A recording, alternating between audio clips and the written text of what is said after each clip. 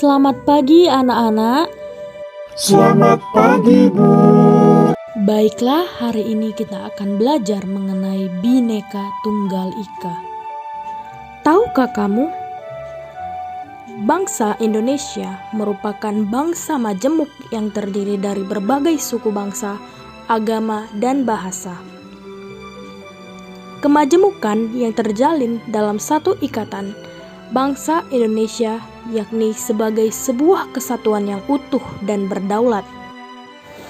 Selain didasari oleh latar belakang sosial budaya, geografi, dan sejarah yang sama, kesatuan bangsa Indonesia juga didasari oleh kesatuan pandangan, ideologi, dan falsafah hidup dalam berbangsa dan bernegara. Pandangan, ideologi, dan falsafah hidup bangsa Indonesia secara holistik tercermin dalam sila-sila Pancasila yang menjadi dasar negara Indonesia. Sedangkan kesatuan, pandangan, ideologi, dan falsafah hidup bangsa Indonesia secara eksplisit tercantum dalam lambang negara yang bertuliskan Bhinneka Tunggal Ika yang mengandung makna beraneka ragam atau suku, bangsa, agama, bahasa, namun tetap satu, Indonesia. Lalu yang menjadi pertanyaan, apakah keanekaragaman Indonesia tidak akan menyebabkan konflik dalam negara? Dilansir dari artikel Kumparan bahwa negara Indonesia memiliki 6 alat pemersatu bangsa, sehingga perpecahan atau konflik lainnya tidak mudah terjadi di Indonesia apabila kita mampu untuk menjaga persatuan dan kesatuan kita. Lalu, apa saja sih yang merupakan alat pemersatu bangsa? Silakan simak videonya.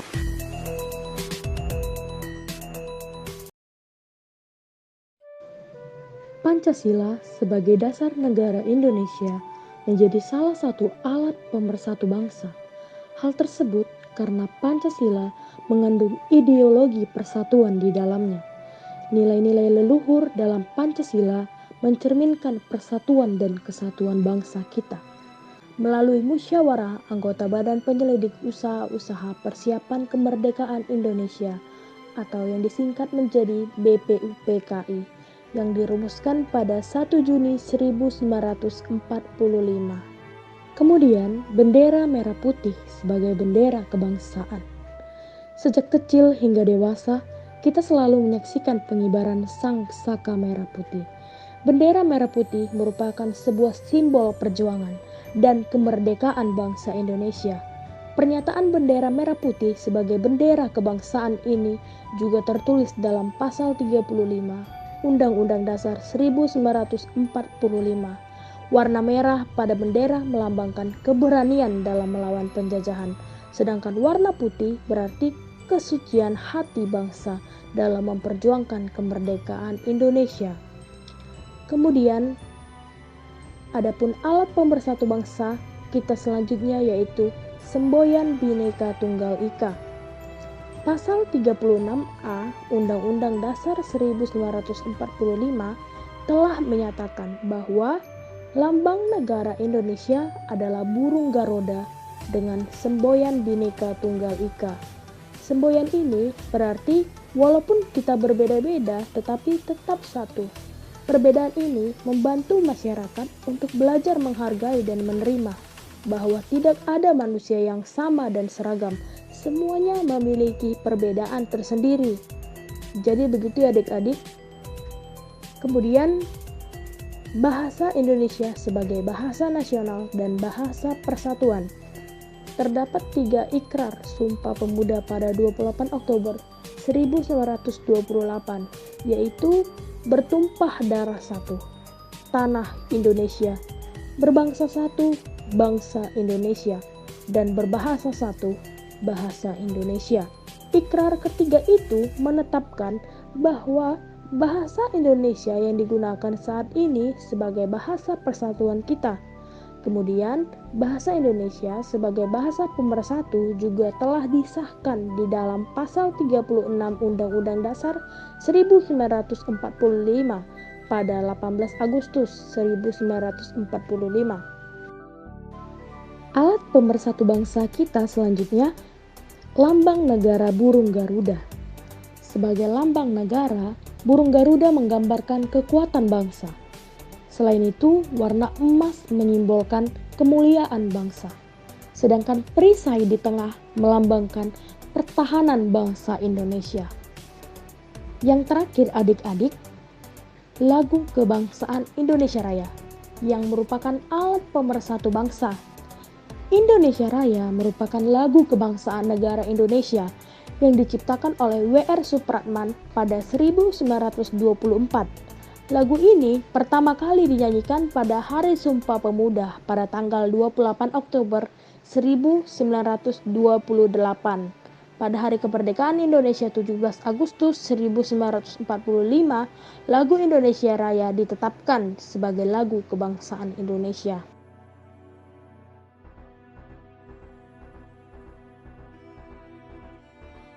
Nah, jadi ada 6 alat pemersatu bangsa yang sudah Ibu sampaikan tadi.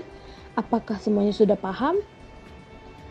Baiklah, kemudian kali ini Ibu akan membahas lebih dalam salah satu alat pemersatu bangsa kita, yaitu semboyan kita, Bhinneka Tunggal Ika.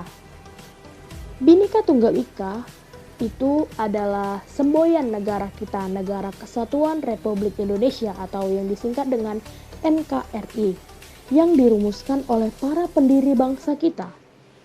Istilah ini diadaptasi dari sebuah kekawin peninggalan Kerajaan Majapahit. Semboyan Bhinneka Tunggal Ika pertama kali diungkapkan oleh Empu Tantular dalam kitabnya Kakawin Sutasoma. Dalam bahasa Jawa kuno, kakawin artinya syair. Kakawin Sutasoma ditulis pada tahun 1851 dengan menggunakan aksara Bali, namun berbahasa Jawa kuno. Bahan naskah yang digunakan untuk menuliskan Kakawin Sutasoma terbuat dari daun lontar. Kitab tersebut berukuran 40,5 x 3,5 cm. Sutasoma menjadi sebuah karya sastra peninggalan Kerajaan Majapahit. Kutipan frasa Bhinneka Tunggal Ika terdapat pada pupuh 139 bait 5. Berikut bunyi petikan pupuh tersebut. Kalimat di atas artinya konon Buddha dan Siwa merupakan dua zat yang berbeda. Mereka memang berbeda, tetapi bagaimanakah bisa dikenali? Sebab kebenaran Jina atau Buddha dan Siwa adalah tunggal. Terpecah belahlah itu, tetapi satu jugalah itu. Tidak ada kerancuan dalam kebenaran.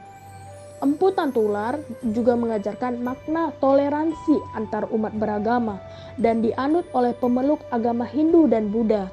Semboyan Bhinneka Tunggal Ika, Tanhana Dharma Mangrwa, sendiri digunakan untuk menciptakan sebuah kerukunan di antara rakyat Majapahit dalam kehidupan beragama.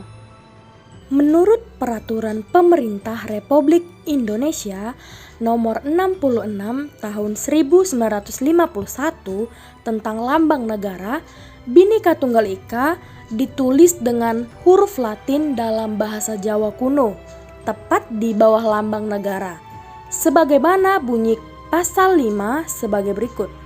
Di bawah lambang tertulis dengan huruf Latin sebuah semboyan dalam bahasa Jawa kuno yang berbunyi Bhinneka Tunggal Ika.